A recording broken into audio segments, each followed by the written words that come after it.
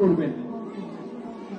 আমরা পরিচালনা করতে গিয়ে আমাদের হয়তো ছোটখাটো ভুল ত্রুটি থাকতে পারে, এগুলো আমাদেরকে ক্ষমা দৃষ্টি দেখবেন।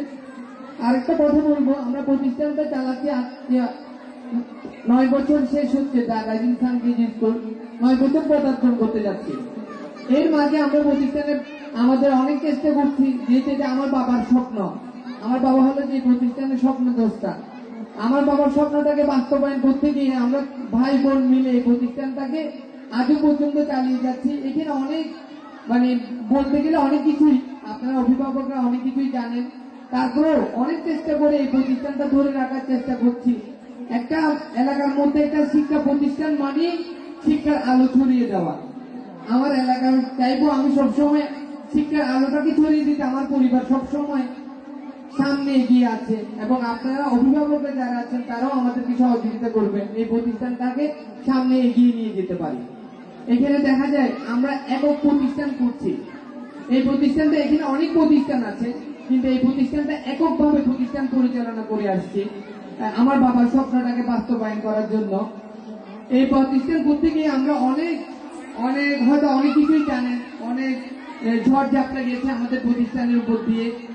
আল্লাহর রহমতে আমরা এই প্রতিষ্ঠান আজও পর্যন্ত ধরে আছি। আমরা চাই এই প্রতিষ্ঠান থেকে আরো সুন্দর, আরো শিক্ষার মানগত শিক্ষা দিতে চাই। অভিভাবকদেরকে বলবো আপনারা সহযোগিতা করে যাচ্ছেন, সামনে আরো সহযোগিতা করবেন যাতে এই প্রতিষ্ঠানটাকে অত্র এলাকায় একটা সুনামধন্য প্রতিষ্ঠান হিসেবে তুলে ধরতে পারি। এবং আমি চাইবো পড়াশোনার সাথে সাথে এই প্রতিষ্ঠানটা যাতে গান, নাচ, আবৃত্তি সবকিছুতে যাতে একটা প্রথম স্থান অধিকার করে থাকে এবং এলাকার মধ্যে শিক্ষার আলো ছড়িয়ে দিতে পারে।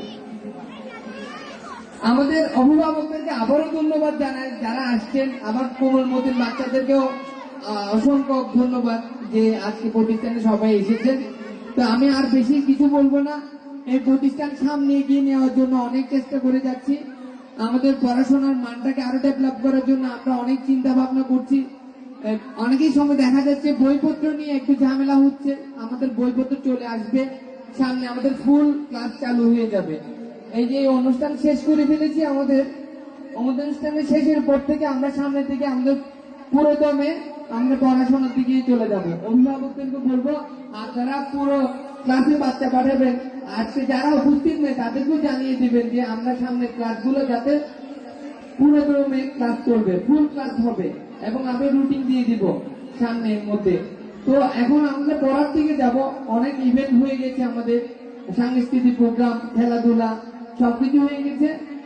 আমরা এখন এই সামনে পড়ার দিকে যাব। আর আমি আর বেশি কিছু বলবো না। অভিভাবকদেরকে ধন্যবাদ জানিয়ে আমার বক্তব্য এখানে শেষ করলাম।